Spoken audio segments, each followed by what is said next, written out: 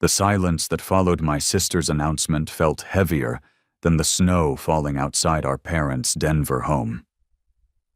Sarah sat there with that practiced smile she'd perfected over 26 years, her blonde hair catching the warm glow from the Christmas tree lights as she delivered what she clearly thought was wonderful news. "Mom and Dad told me I could move into your place tomorrow since I lost my apartment," she said, reaching for another dinner roll like she'd just mentioned the weather. I took a slow sip of my eggnog, feeling the cinnamon burn slightly as I processed her words. Then I set down my glass and let a smirk spread across my face. "Well, funny thing about that, Sarah. The keys belong to someone else now." The room went dead quiet except for the soft crackling of logs in the fireplace. Sarah's fork clattered against her plate as her face drained of all color. Mom's mouth fell open, and Dad's eyebrows shot up toward his receding hairline. I could see the confusion and anger building in their expressions, but I felt nothing but relief washing over me like a warm wave. Let me back up 5 weeks to explain how we got here. See, Sarah hadn't just lost her apartment because of bad luck or rising rent costs. She'd been systematically stealing from me for 2 years straight, and I'd finally had enough. It started small, or at least what I thought was small. She'd asked to borrow $20 here, $50 there, always with some sob story about being between paychecks or having an unexpected expense. Being the older brother, I wanted to help family, so I'd hand over the cash without thinking twice. But Sarah had bigger plans than small-time borrowing. While living rent-free in our parents' basement, she'd somehow gotten hold of my credit card information. I'm still not entirely sure how, but I suspect it happened during one of her visits to my house, when I wasn't paying attention. She started with small purchases, things I might not notice right away. Coffee shops, grocery stores, gas stations. The amounts were clever, never enough to trigger fraud alerts, but steady enough to add up. When I finally caught on after my credit card company called about unusual activity, I confronted her. Sarah broke down in tears, swearing it was a one-time mistake, that she'd been desperate and would pay everything back. She looked so genuinely remorseful that I believed her. That was my first mistake. I paid off the $600 balance and made her promise to never touch my cards again. 3 months later, I discovered she'd opened a new credit card in my name. This time the damage was $3,000. When I confronted her again, she had a different story. She'd been trying to buy Christmas presents for the family and planned to surprise everyone, including me, by paying it all back with her tax refund. The tears were bigger this time, the apologies more dramatic. Mom and Dad took her side, suggesting I was being too harsh on someone who was clearly struggling to get her life together. I should have pressed charges then, but family loyalty runs deep, and Sarah knew exactly how to work that angle. She'd always been the baby of the family, the one who needed protecting, the one who deserved second chances. So I paid off the $3,000 and had a serious talk with my bank about fraud protection. The third time I caught her, the amount had jumped to $8,000. She'd not only maxed out another card she'd opened in my name, but had also forged one of my checks to herself. This time when I confronted her, she didn't cry. She got angry. She accused me of being selfish, of not caring about family, of having more money than I knew what to do with, while she struggled to make ends meet. According to Sarah, I owed her this help because I'd been the favorite growing up, because I'd gotten the college education while she'd had to work, because life had been unfair to her in ways I couldn't understand. The worst part was that our parents bought into her narrative completely. When I told them about the forged check, Dad actually suggested that maybe I should be more generous with family members in need. Mom wondered aloud why I was keeping such close track of my money when Sarah was obviously going through a difficult time. They made me feel like the villain for wanting my own sister to stop stealing from me. But Sarah wasn't done. Over the next year, the thefts escalated dramatically. She opened a personal loan for $15,000 using my identity complete with forged signatures and fake employment verification. She'd figured out how to intercept the mail, so I wouldn't see the statements until the loan was already in default. When I discovered that particular gem, she claimed she'd been planning to use the money to get her own place, so she could stop being a burden on the family. The money had actually gone toward a brand new car and a trip to Las Vegas with friends I'd never met. Each time I caught her, the amounts got bigger and her excuses got more elaborate. Each time our parents defended her, insisting that family helps family and that I was being unreasonably harsh. They started calling me selfish, greedy, and heartless. According to them, I should be grateful to have a job that paid well enough to help my struggling sister get back on her feet. The breaking point came 2 months ago, when I discovered that my grandmother's engagement ring was missing from my dresser. This wasn't just any piece of jewelry. Grandma Rose had specifically left it to me in her will, because I was the first grandchild to get engaged, even though that engagement had ended years ago. The ring was worth about $12,000, but its sentimental value was priceless. It was a 2-carat diamond, set in platinum, crafted in 1943, when my grandfather proposed before shipping out to the Pacific Theater. When I confronted Sarah about the missing ring, she didn't even try to deny it. She shrugged and said it was just sitting there in my jewelry box, not being used for anything important. She'd sold it to a pawn shop downtown and used the money for another Las Vegas trip, this time with a new boyfriend I'd never heard of. According to Sarah, I was being sentimental about a piece of jewelry that was doing nobody any good collecting dust. That night, I sat in my kitchen adding up all the damage. Between the credit cards, the forged checks, the personal loan, and the stolen ring, Sarah had cost me $37,000 over 2 years. But the financial loss wasn't even the worst part. The worst part was how my own parents had enabled her behavior by consistently taking her side and making me feel guilty for being upset about being robbed by my own sister. I made a decision that night that would change everything. I called my real estate agent and put my house on the market. I didn't tell anyone in my family what I was planning. For once, I was going to handle Sarah's behavior my way, without family interference or guilt trips about loyalty and forgiveness. The house sold faster than I expected to a cash buyer who wanted a quick closing. Within 3 weeks, I'd signed all the paperwork and handed over the keys. I moved my belongings into a storage unit and started staying with a friend while I figured out my next steps. My plan was simple. When Sarah inevitably came around expecting another handout or another place to crash, she'd discover that I was no longer available to be her personal bank account. I had no idea that my parents had already promised her my house without bothering to ask me first. Sarah's voice cracked as she processed what I'd just said. "What do you mean someone else owns the keys? You can't sell your house without telling family. We had an agreement." "What agreement?" as I asked, cutting into my ham with deliberate calm.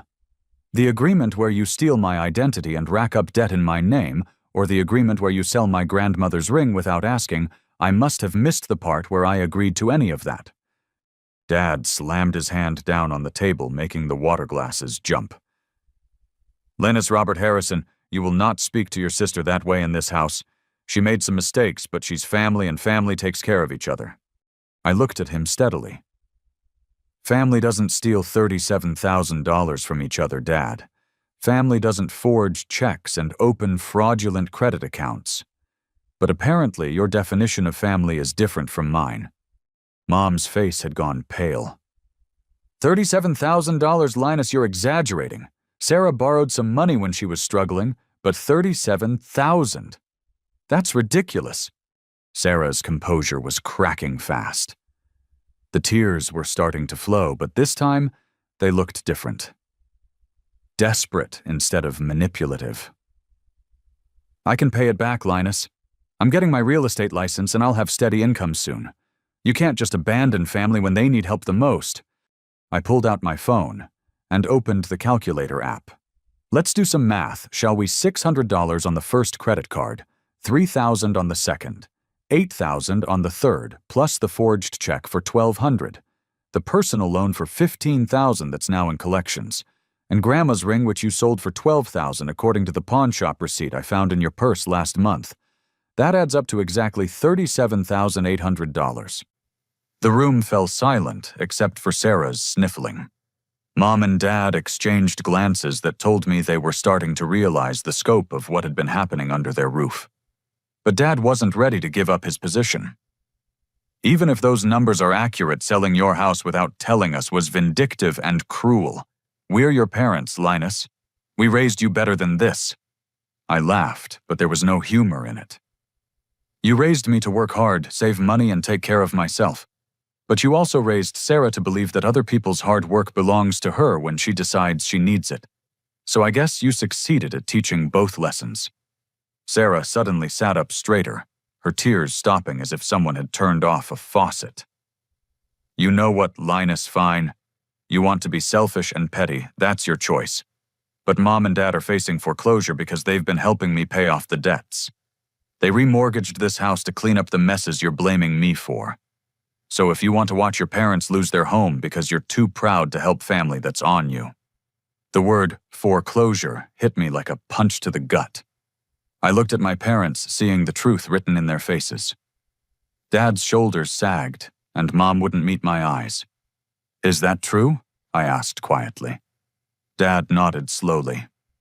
We took out a second mortgage 6 months ago. We thought if we helped Sarah get caught up on everything, she could start fresh, and everyone could move forward. The payments are more than we can handle on my retirement income. I felt the familiar weight of family guilt settling on my shoulders. But this time something was different. Instead of caving to the pressure, I felt my resolve hardening. So let me understand this correctly. Sarah steals almost $40,000 from me.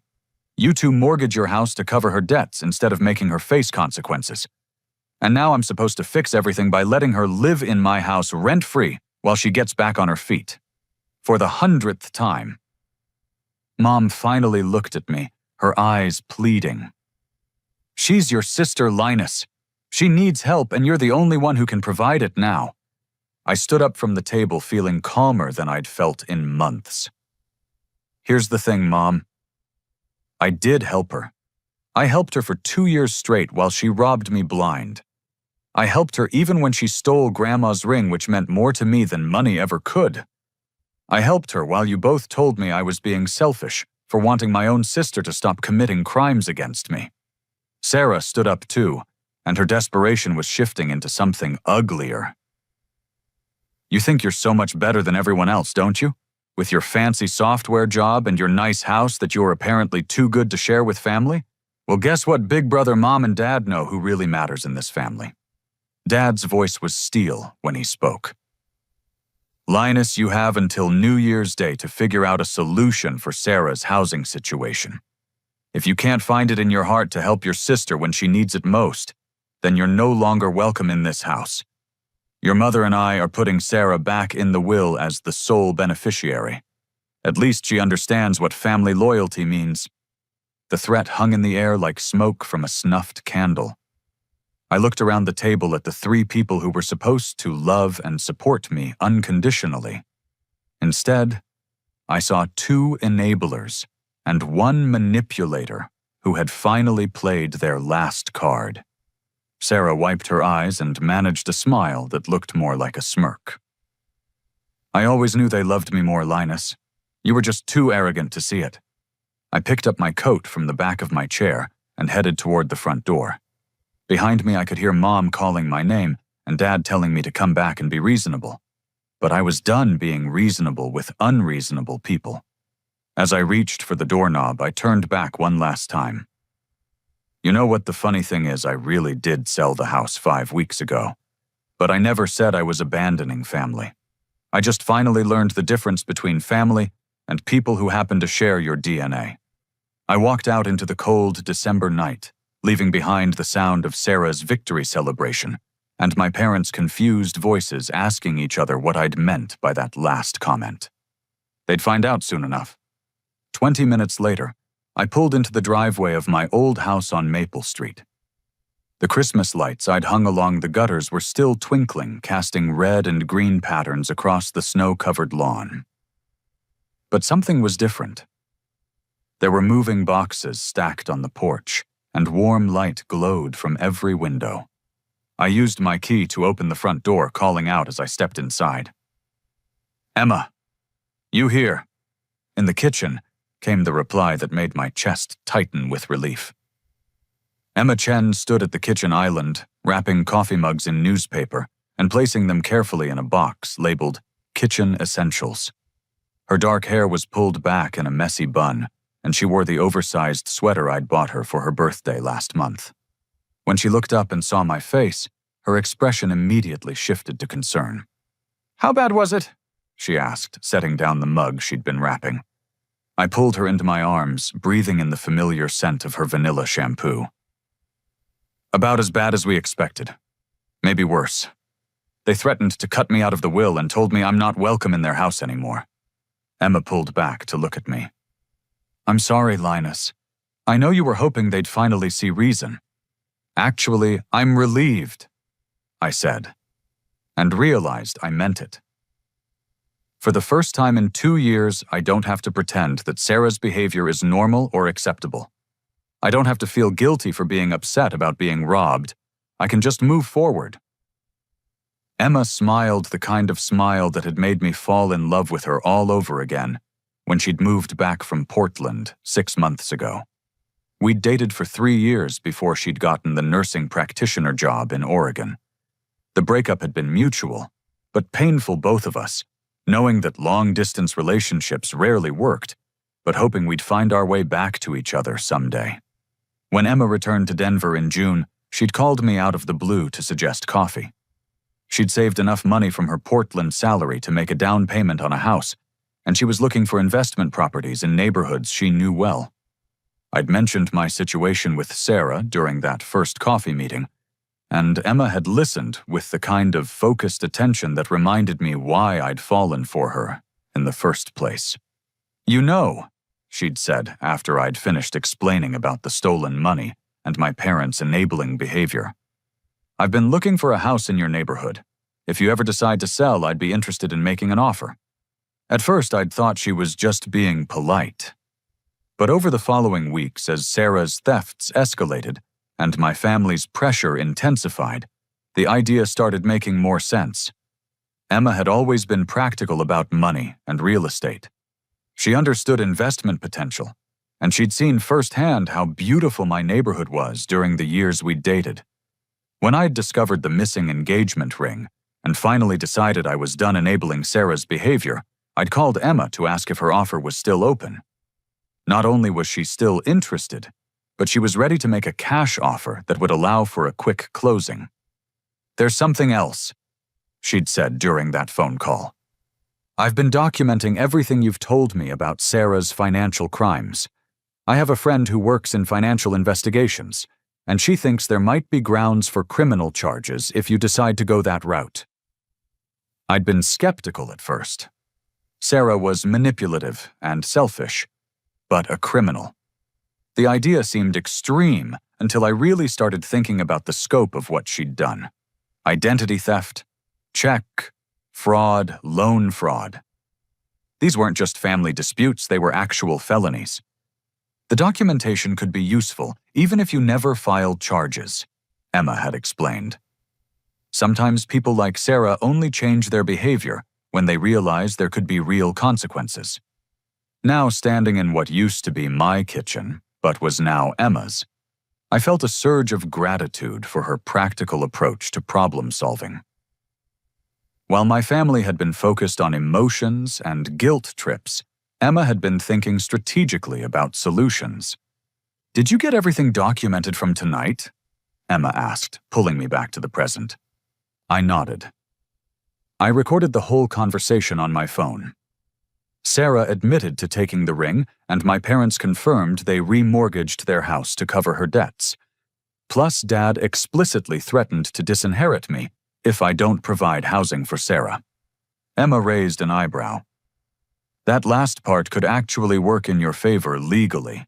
It establishes a pattern of family coercion around Sarah's financial crimes." "There's something else," I said, remembering Sarah's final taunt. "Sarah said she always knew our parents loved her more. I think she's been manipulating them for a lot longer than just the past 2 years." Emma moved to the refrigerator and pulled out 2 bottles of beer, handing one to me. "Rachel wants to meet with you tomorrow, if you're available.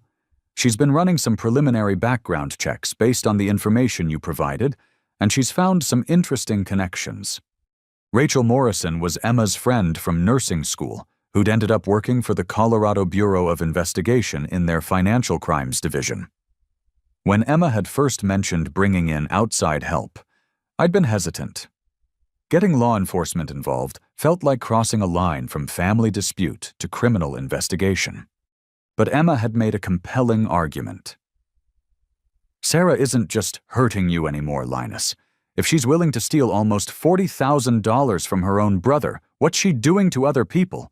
What happens when she moves on to stealing from elderly relatives or strangers?" Sometimes the most loving thing you can do for someone is help them face real consequences before their behavior escalates further. I took a sip of beer and looked around the kitchen that had once been mine, but now felt more like home than it had in months. "There's one more thing," I said. "Something I haven't told my family yet." Emma waited patient, as always. "I love you," I said. "I know we haven't officially talked about getting back together, but these past 6 months have reminded me why we worked so well before. You see solutions where other people see problems. You think about long-term consequences instead of short-term emotions. You make me feel like I'm not crazy for wanting to be treated with basic respect." Emma set down her beer and stepped closer to me. "I love you too, Linus. I never stopped loving you even in Portland. But I needed to know I could build my own life before I tried to build one with someone else. And now," she smiled, "now I own a house in the neighborhood where I want to live. I have a career I'm passionate about, and I'm in love with a man who's finally learning to set healthy boundaries with toxic people. I'd say the timing is pretty good." I kissed her then, tasting the happiness I'd been missing for longer than I'd realized. When we broke apart, Emma rested her forehead against mine. "There's something I need to tell you too," she said softly. "Something that's going to make everything more complicated, but also more important." My heart stopped. "What?" Emma took my hands in hers. "I'm pregnant, Linus. 8 weeks. I found out 3 days ago." The world seemed to stop spinning for a moment. Pregnant. Emma was pregnant with my child. A baby who would grow up in a world where I'd finally learned to stand up for myself and the people I loved. "Are you okay with this?" Emma asked, searching my face for clues about how I was feeling. I thought about my parents' house, where guilt and manipulation passed for love. I thought about Sarah's entitled behavior and my parents' enabling responses. Then I looked at Emma, who'd spent months helping me document crimes and build a case for justice instead of just telling me to forgive and forget. "I'm more than okay with this," I said. "I'm grateful. This baby is going to grow up understanding the difference between love and manipulation, between helping someone and enabling them, between family loyalty and family toxicity." Emma's smile lit up the whole kitchen. "Good, because Rachel's investigation is about to get a lot more interesting.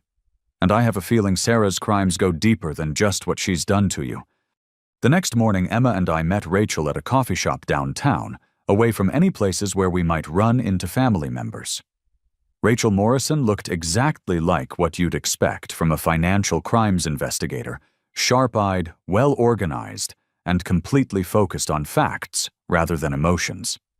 "Before we start," Rachel said, opening a laptop and pulling out a thick folder, "I need to make sure you understand what you're potentially getting into. If we proceed with this investigation and find evidence of criminal activity, there's no going back. Family relationships that are already strained could be permanently damaged." I looked at Emma, who squeezed my hand encouragingly. "I understand," I told Rachel, "but I also understand that ignoring criminal behavior doesn't make it go away. It just makes it someone else's problem later." Rachel nodded approvingly. "Good, because what I've found in the past 24 hours suggests that Sarah's activities extend far beyond what she's done to you. She opened the laptop and turned it so Emma and I could see the screen. It showed a spreadsheet with names, dates, and dollar amounts that made my stomach drop. I ran Sarah's social security number through several databases, Rachel explained. She's been busy. In addition to the accounts she opened using your information, she's also opened credit cards and taken out loans using the identities of at least 4 other family members. I stared at the screen in disbelief. Who? Your Aunt Helen Richardson, your cousin Derek Patterson, someone named Thomas Harrison who appears to be your uncle, and someone listed as Robert and Margaret Harrison who I assume are your parents. The blood drained from my face. She stole from our parents too, but they mortgaged their house to help her pay off debts. Why would they need to do that if she was also stealing from them? Rachel scrolled down to show more entries. Because she's been very careful about how she's done it. The accounts she opened using your parents' information have different mailing addresses, so they wouldn't receive the statements. She's been making minimum payments on some accounts to keep them from going into collections immediately. But the balances are substantial. Emma leaned forward to read the numbers more clearly. How substantial are we talking about? Combined across all 5 family members, we're looking at approximately $123,000 in fraudulent debt, Rachel said. But that's just what I can find through official channels. If she's also been taking cash or selling personal property like she did with your grandmother's ring, the actual amount could be significantly higher. I felt sick. Aunt Helen is 74 years old and lives on Social Security. Uncle Thomas is a retired teacher. They can't afford this kind of debt. Which brings us to the next issue, Rachel continued. Sarah hasn't been working alone. The sophistication of some of these schemes suggests she's had help from someone who understands financial systems and identity verification processes. She clicked to another screen showing bank records and credit applications. Look at the employment verification on this loan application.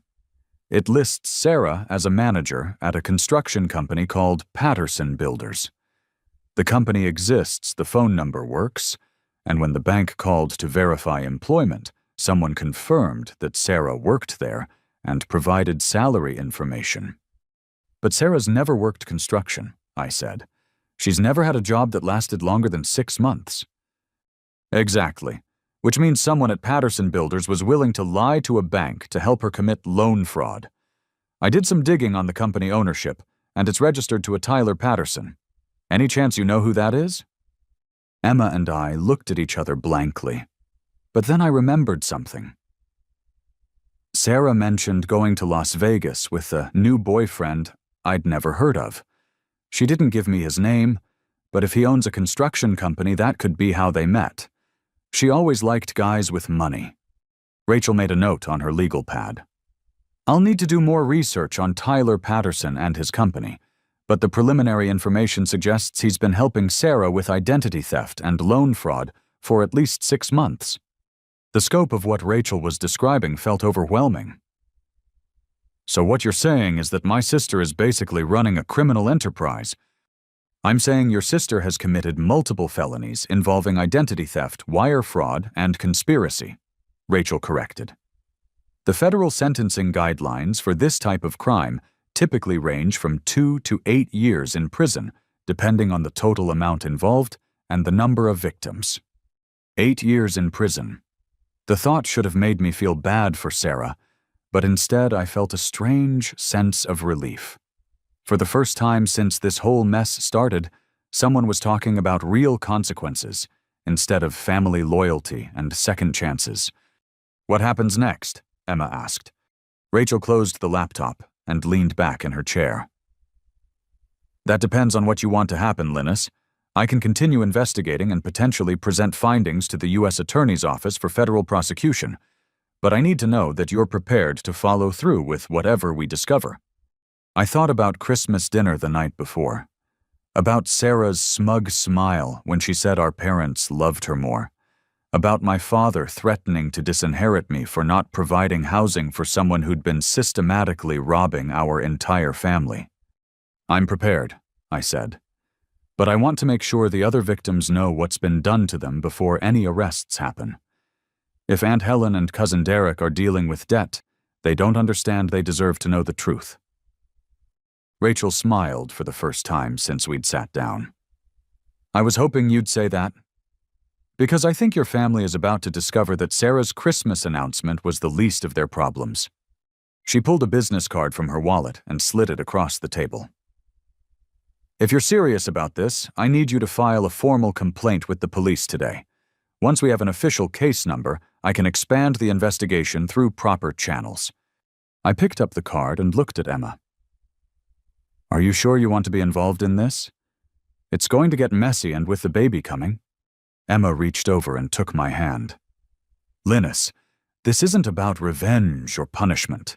This is about stopping someone who's hurting innocent people. Your Aunt Helen shouldn't have to worry about debt collectors calling because your sister stole her identity. Your cousin Derek shouldn't have his credit destroyed because he tried to help family. Sometimes protecting the people you love means holding the people who hurt them accountable. I squeezed her hand, feeling more grateful than ever that she'd come back into my life. Okay, let's do it. Rachel gathered her papers and closed the laptop. One more thing. Sarah's behavior pattern suggests she's escalating. People who commit financial crimes often increase the frequency and scope of their activities over time, especially when they've been getting away with it. If we don't stop her now, the next victims might be strangers, elderly people, or other vulnerable targets. The thought of Sarah preying on elderly strangers made my decision feel even more clear. This wasn't about family dynamics anymore. This was about preventing a predator from finding new victims. As we left the coffee shop, Emma stopped me on the sidewalk. How are you feeling about all of this? I looked up at the gray December sky, thinking about the conversation ahead with the police, the phone calls I'd need to make to warn other family members, and the inevitable confrontation when Sarah discovered her crimes were being investigated. Scared, I said honestly, but also relieved. For 2 years, I've been told I was overreacting, being selfish, not understanding how much Sarah was struggling. Now I find out I was actually underreacting. I was being stolen from, but so was everyone else in our family.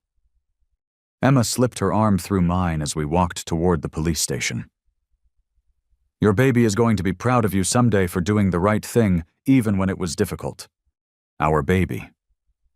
In 7 months, I'd be responsible for protecting and teaching a tiny person who would depend on me to model good decision-making and healthy boundaries. The thought terrified me and motivated me in equal measure. Let's go file that complaint, I said. 3 days after Christmas, my phone rang at 6 in the morning. The caller ID showed Mom. And for a split second, I considered letting it go to voicemail. But something about the early hour made me answer. Linus. Mom's voice was thick with tears and barely controlled panic. You need to come home right now. Something terrible has happened. My first thought was that Dad had had another heart episode. He'd been to the emergency room twice in the past year for chest pains that turned out to be stress-related, but we all worried about the real thing happening eventually. Is Dad okay? I asked, already reaching for my clothes. It's Sarah, Mom sobbed. She's gone Linus. She took everything and disappeared. I sat down hard on the edge of my bed, trying to process what I was hearing. What do you mean she took everything? She emptied our checking account, our savings account. She took my jewelry box, including my mother's pearls and my wedding ring. And she left a note saying it was our fault for never believing in her dreams. The irony was so thick I almost choked on it. Sarah had been stealing from my parents for months while they defended her behavior to me, and now she'd graduated to robbing them directly. How much money are we talking about, Mom? $43,000, she whispered. Everything we had left after the second mortgage, everything we were counting on for Dad's medical bills and the house payments. I closed my eyes, feeling the weight of family crisis settling on my shoulders, even though I'd tried to distance myself from it. Where is she now? We don't know. Her room is empty. Her car is gone. She didn't answer her phone all yesterday, so we went to check on her this morning and found the note. Mom's voice broke completely. Your father is in the hospital, Linus.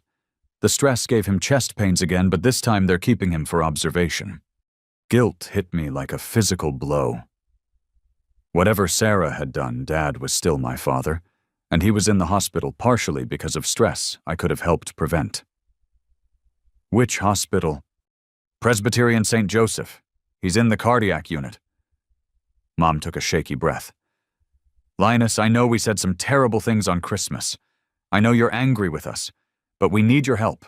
I don't know what to do. 20 minutes later, I was driving toward the hospital with Emma in the passenger seat. She'd insisted on coming partly for moral support, and partly because she wanted to see my father's condition for herself. You know this doesn't change anything about pressing charges against Sarah, right? Emma said gently, as we pulled into the hospital parking garage. I know. If anything, this proves that Rachel was right about her escalating behavior. Taking money directly from our parents' accounts isn't desperation anymore. It's calculated theft. We found Mom in the cardiac unit waiting room looking older than I'd ever seen her. Her gray hair was uncombed. She wasn't wearing makeup, and her clothes looked like she'd slept in them. When she saw us, she stood up and walked toward me with her arms outstretched.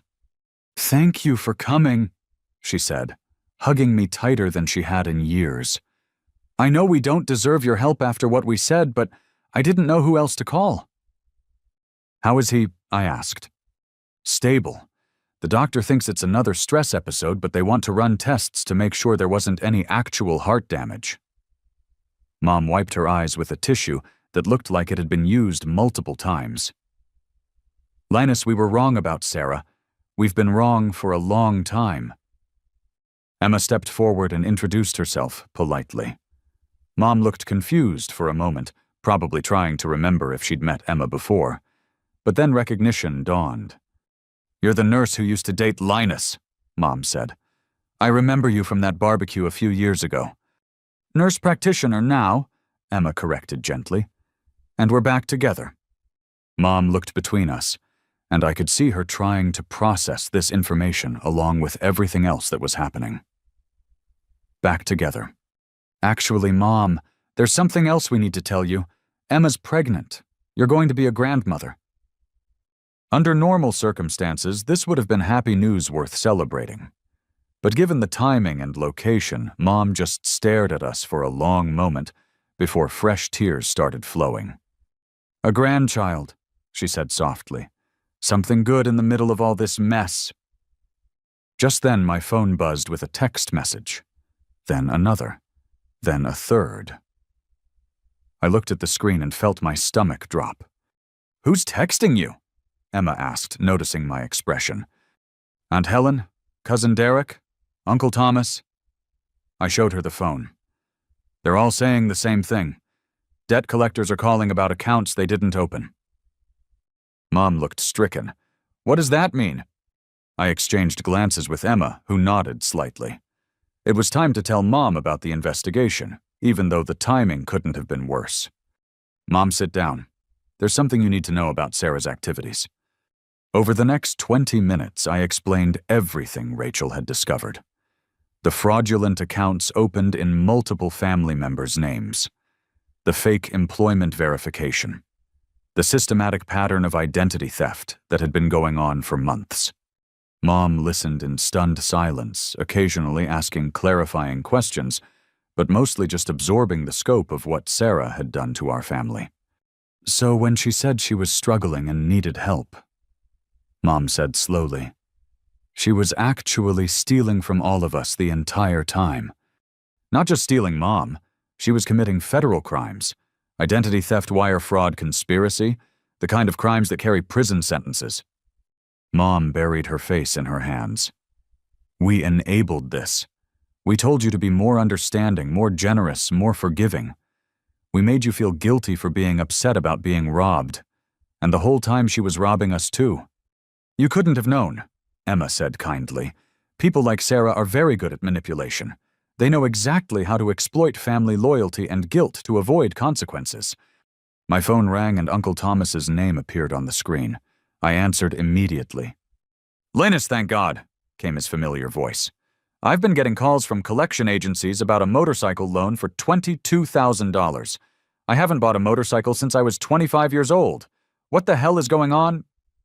"Uncle Thomas, where are you right now?" "At home." "Why?" "Don't sign anything, don't pay anything, and don't give any personal information to anyone who calls. We need to talk, but not over the phone. Can you meet us at Presbyterian St. Joseph Hospital Dad's in the cardiac unit, and we're dealing with a family emergency." "Jesus, is Robert okay?" "He will be. But there's something you need to know about Sarah." After I hung up, Emma squeezed my hand. "How many more family members do you think are affected?" "Based on what Rachel found, probably all of them. Sarah's had access to family gatherings, family addresses, family social security numbers. She could have been collecting information for months." Mom looked up from her hands. "I need to see the note she left." "What note?"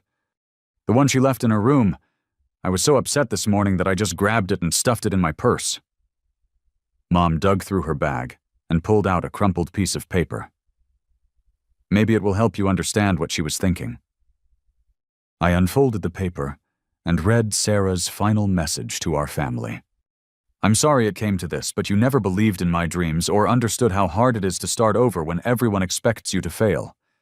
I tried to make things work here, but Linus turned you against me and made it impossible for me to succeed. The money I took was for a fresh start somewhere that people don't judge me for my mistakes. Don't try to find me. I need to build a life where I can be proud of myself instead of always disappointing everyone. Maybe someday you'll understand that I was just trying to survive in a family that never really accepted me. I love you all, but I can't keep living in Linus's shadow." I read the note twice, feeling a mixture of anger and sadness. Even in her final message, Sarah was positioning herself as the victim and me as the villain. She was taking $43,000 from our parents and calling it survival. She was abandoning a family in crisis and calling it personal growth. "She's not taking responsibility for anything," I said, handing the note to Emma. "Even now she's blaming everyone else for her choices." Emma read the note and shook her head. "This actually helps your case, Linus. She's admitting to taking money and indicating that she's fleeing to avoid consequences. If Rachel can present this to a prosecutor, it shows consciousness of guilt." My phone buzzed again. This time it was Cousin Derek calling. "Linus, I need help. I'm getting calls about a credit card with an $8,000 balance that I never applied for. The collection agency says they're going to garnish my wages if I don't pay immediately." "Derek, don't pay anything. We're at Presbyterian St. Joseph Hospital dealing with a family emergency, but we need to talk to you about Sarah. Can you come here?" "Sarah? What does Sarah have to do with credit cards in my name?" "Everything. I'll explain when you get here." As I hung up, Mom looked at me with an expression I'd never seen before. It was a mixture of shame, determination, and something that might have been respect. "What do we do now?" she asked. I looked at Emma, who gave me an encouraging nod. "Now we call the police and file formal complaints. All of us.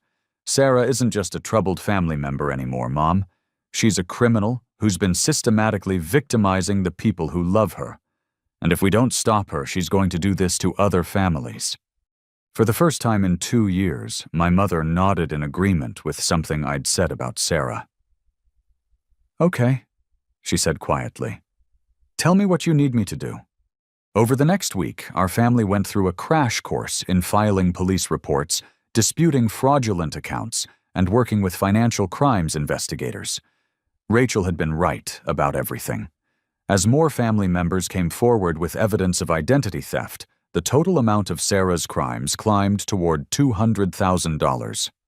But Sarah seemed to have vanished completely. Her cell phone went straight to voicemail. Her social media accounts were deactivated. The address she'd been using for some of the fraudulent accounts turned out to be a mailbox service that required no identification to rent. "She's had this planned for a while," Rachel told us during a meeting at the police station. "People don't just disappear overnight without preparation. She's been setting up her exit strategy for months. Dad had been released from the hospital after 2 days, and the doctor confirmed that his chest pains were stress-related rather than cardiac damage. But the experience had shaken him deeply. For the first time in his life, he was seeing Sarah's behavior clearly instead of through the lens of parental protection. I keep thinking about all the times she came to us with stories about Linus being unreasonable, he told me one evening as we sat in his living room. She made us believe you were the problem, and we fell for it completely. Dad, you were trying to help someone you thought was struggling. There's nothing wrong with wanting to support your child. But there's something wrong with supporting criminal behavior, he said firmly. And that's what we were doing. We weren't helping Sarah grow and learn from her mistakes. We were enabling her to keep making bigger and bigger mistakes. On New Year's Day, exactly a week after Sarah's disappearance, Rachel called with news. We found her, she said. She's at the Tijuana border crossing trying to enter Mexico with a fake passport. Emma and I were at my parents' house, helping them sort through financial documents and insurance claims. When I told them about Rachel's call, Mom actually looked relieved. Thank God, she said. I've been so worried she was going to hurt herself or get hurt by someone else. 3 hours later, Rachel called back with an update. She's in federal custody, and Linus, this is bigger than we thought. How much bigger? Sarah wasn't just stealing from your family. The fake passport was one of 6 different identities she was carrying. She had cash totaling just over $200,000 plus jewelry and electronics that appear to be stolen from multiple sources. And she wasn't alone. My stomach dropped. Tyler Patterson was with her. He's also in custody and he's already started talking. Apparently, Sarah's been using the construction company as a front for a much larger operation. They've been targeting elderly people across Colorado and Wyoming, using family connections to gather personal information for identity theft. Emma grabbed my hand. How many victims? We're still counting, but the preliminary estimate is over 30 people. Sarah would identify potential targets through social media family connections or community events. Tyler would verify employment for loan applications and provide fake business references. They've been running this operation for at least 18 months. The scope of what Rachel was describing felt overwhelming. Sarah wasn't just a troubled family member who'd made bad choices. She was a predator who'd been systematically targeting vulnerable people. What happens now? I asked. Federal arraignment is tomorrow morning. Given the amount of money involved and the interstate nature of the crimes, she's looking at serious prison time. The U.S. Attorney's Office is treating this as a major financial crimes case. That evening, the local news ran a story about Sarah's arrest. They showed her mugshot and described her as the leader of an identity theft ring that had victimized dozens of people across multiple states. They mentioned Tyler Patterson as her accomplice and showed footage of their arrest at the border. Watching my sister on the news as a criminal suspect felt surreal. Part of me had been hoping that somehow this would all turn out to be a misunderstanding, that Sarah would come home and explain everything, and we could go back to being a normal family. But seeing the evidence laid out by professional investigators made it impossible to maintain that fantasy. Sarah had been deliberately and systematically victimizing innocent people, including her own family members. The cash she'd been carrying at the border represented real money, stolen from real people who trusted her. My phone started ringing with calls from extended family members and family friends who'd seen the news. Some were supportive, telling me how brave I was for turning in my own sister. Others were critical, suggesting that family business should stay within the family and that I'd ruined Sarah's life over money. The criticism stung, but Emma helped put it in perspective. Those people don't know what Sarah was really doing, she said. They don't know about the elderly victims or the scope of the crimes. They're reacting to the idea of turning in family, not the reality of stopping a criminal enterprise. 3 days later, we attended Sarah's federal court hearing. She appeared in an orange jumpsuit, shackled at the wrists and ankles, looking smaller and younger than I remembered. When she saw our family in the courtroom, her expression shifted from defiance to something that might have been shame. The prosecutor outlined the charges: 18 counts of identity theft, 12 counts of wire fraud, conspiracy to commit fraud, and crossing state lines with the proceeds of criminal activity. If convicted on all counts, Sarah faced up to 25 years in federal prison. Tyler Patterson's hearing was scheduled for the same day. Unlike Sarah, he had accepted a plea deal in exchange for testifying against her and providing information about their victims. His cooperation had helped investigators identify dozens of people who didn't even know they'd been targeted. When the judge asked Sarah how she pleaded, she looked directly at me before answering. "Not guilty," she said quietly. After the hearing, Mom and Dad were quiet during the drive home. Finally, Dad spoke up. "She looked right at you when she entered her plea," he said, "like she was blaming you for being here." "She probably is blaming me," I replied. "Sarah's never taken responsibility for her choices. Why would she start now?" "But you did the right thing," Mom said firmly. "I know it doesn't feel good, and I know it's going to be hard to live with. But you did the right thing." That night, Emma and I sat in our kitchen talking about the future. In 5 months, we'd be parents. Our child would grow up knowing that sometimes the right choice is also the hardest choice, and that protecting innocent people matters more than maintaining comfortable relationships. "Are you okay?" Emma asked, noticing that I'd been quiet for a while.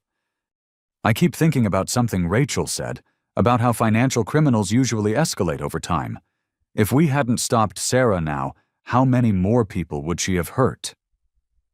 Emma rubbed her growing belly thoughtfully. "Your baby is going to be proud of you someday for choosing justice over family loyalty. That's a lesson worth learning early." I reached over and put my hand on her stomach, feeling the slight roundness that would be our daughter in a few months. I want her to understand that real love means holding people accountable when they hurt others. That helping someone sometimes means refusing to enable their worst behavior. "She will," Emma said confidently, "because you're going to teach her by example." 2 weeks later, Rachel called with Sarah's final sentencing information. She had accepted a plea deal for 8 years in federal prison and full restitution to all victims. Tyler Patterson received 5 years for his cooperation. The money our family had lost would be recovered through asset forfeiture and insurance claims. Aunt Helen's retirement savings would be restored. Cousin Derek's credit would be repaired. Uncle Thomas wouldn't have to worry about motorcycle loans he'd never taken. But more importantly, 37 elderly strangers across Colorado and Wyoming wouldn't have to worry about Sarah targeting them for future crimes. Justice had been served. 6 months later, I stood in the delivery room at Presbyterian St. Joseph Hospital, holding my daughter Grace for the first time. She was perfect tiny fingers, dark hair like Emma's, and eyes that seemed to look right through me with an old soul's wisdom. Emma was exhausted but glowing, still catching her breath from 8 hours of labor. "She's beautiful," she whispered, reaching up to touch Grace's cheek. "She's perfect." I agreed, feeling a love so fierce it took my breath away. This tiny person would never have to wonder if her family would protect her or exploit her. She'd grow up understanding that love means wanting the best for someone, even when that means setting difficult boundaries. Mom and Dad arrived an hour later, bringing flowers and tears of joy. Dad held Grace with the gentle confidence of someone who'd raised 2 children before, but his expression was different this time. More grateful, more aware of how precious these moments were. "She looks like you did as a baby," Mom said, stroking Grace's tiny hand. Same serious expression, like she's already thinking deep thoughts. Over the past 6 months, my relationship with my parents had slowly healed. They'd started therapy to address their enabling patterns and had made genuine efforts to understand how their behavior had affected both Sarah and me. Dad had even written me a letter, apologizing for threatening to disinherit me and acknowledging that I'd been trying to protect the family from someone who was hurting all of us. The legal proceedings with Sarah had concluded 3 months earlier.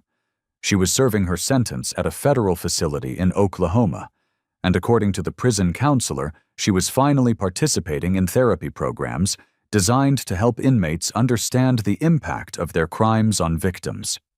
Tyler Patterson had been released after 18 months and was working construction again, this time legitimately. He'd written letters of apology to all the victims he could identify and was making monthly restitution payments as part of his probation agreement. Emma had purchased another investment property with the money recovered from Sarah's crimes, and we were planning to move into a larger house before Grace turned 1. We'd gotten married in a small ceremony in Emma's parents' backyard, with Grace kicking actively throughout the vows, as if she approved of our commitment to each other. "Have you heard anything from Sarah recently?" Mom asked, as she settled into the hospital chair next to Emma's bed. I shook my head. The prison counselor sends quarterly updates to victims' families, but Sarah hasn't requested any direct contact with us. I think that's probably for the best right now. "Maybe someday she'll be ready to make real amends," Dad said hopefully. "Maybe." I agreed. But if that day comes, it has to be because she's genuinely changed, not because she wants something from us. Grace is going to grow up understanding the difference between forgiveness and foolishness. Emma smiled at that.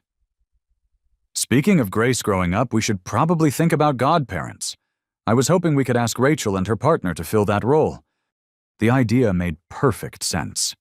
Rachel had become not just a professional ally, but a genuine friend over the past year. She'd taught us that sometimes the most loving thing you can do is refuse to enable destructive behavior even when it's difficult. "I think Rachel would be honored," I said. "She's exactly the kind of person I want influencing our daughter's understanding of justice and integrity." As if summoned by our conversation, Rachel appeared in the doorway with a bouquet of pink roses and a gift bag. "I hope I'm not intruding, but I wanted to meet the newest member of the family." Emma invited her in, and Rachel approached Grace with the same careful attention she brought to everything else in her life. "She's gorgeous," Rachel said softly. "And she's lucky to have parents who understand that protecting people you love sometimes requires difficult choices." "Actually," I said, "we were just talking about you. Emma and I would be honored if you and Michelle would consider being Grace's godparents." Rachel's eyes filled with tears. "I would love that. Michelle is going to be so excited." As Grace slept peacefully in my arms, I thought about the journey that had brought us to this moment. A year ago, I'd been trapped in a toxic family dynamic, enabling criminal behavior, because I didn't know how to separate love from guilt. Today, I was holding my daughter in a room full of people who understood that real love means wanting the best for someone even when that requires setting hard boundaries. Grace would grow up knowing that family isn't just about blood relationships, but about the people who support your growth and hold you accountable when you make mistakes. She'd understand that helping someone doesn't always mean giving them what they want, and that sometimes the most loving thing you can do is refuse to participate in someone else's destructive choices. "What are you thinking about?" Emma asked, noticing my contemplative expression. "I'm thinking about the kind of person I want Grace to become," I said. "Strong enough to stand up for herself and others, wise enough to recognize manipulation, loving enough to help people genuinely change, but smart enough not to enable bad behavior." "She'll learn all of that from watching you," Dad said quietly. "You showed all of us what real strength looks like this year." I looked down at Grace's peaceful face and made a silent promise. She would never have to choose between family loyalty and personal integrity. She would grow up understanding that the two weren't in conflict, that real family loyalty meant protecting everyone from those who would exploit trust and love for personal gain. "You know what?" I said to everyone in the room. "I think Grace is going to change the world someday. She's starting life surrounded by people who understand the difference between love and manipulation, between help and enabling, between family loyalty and family toxicity." Emma reached over and squeezed my free hand. I think you're right. And I think she's going to be proud of the choices we made to give her this kind of foundation. As the sun set outside the hospital window, I realized that sometimes the most important thing you can give a child isn't material security or family connections, but the knowledge that they deserve to be treated with respect and honesty by the people who claim to love them. Grace stirred in my arms and opened her eyes, looking up at me with that same serious expression Mom had noticed earlier. In that moment, I felt like she was seeing straight into my soul and approving of what she found there. "Welcome to the world, little one," I whispered. "You're going to have an amazing life." Have you ever had to choose between family loyalty and doing what's right? How did you find the strength to stand up for yourself when people you loved were asking you to accept unacceptable behavior? I'd love to hear your thoughts in the comments below. If this story resonated with you, please give it a like and share it with someone who might need to hear about the importance of healthy boundaries in family relationships. And if you enjoyed this video, don't forget to subscribe for more stories about overcoming family manipulation and building authentic relationships based on respect rather than guilt. Remember, real love never asks you to accept being mistreated. Sometimes the most loving thing you can do is refuse to enable someone's worst behavior, even when they're family. Thank you for listening, and I hope this story helps you find the courage to protect yourself and the people you care about from those who would exploit your loyalty and kindness.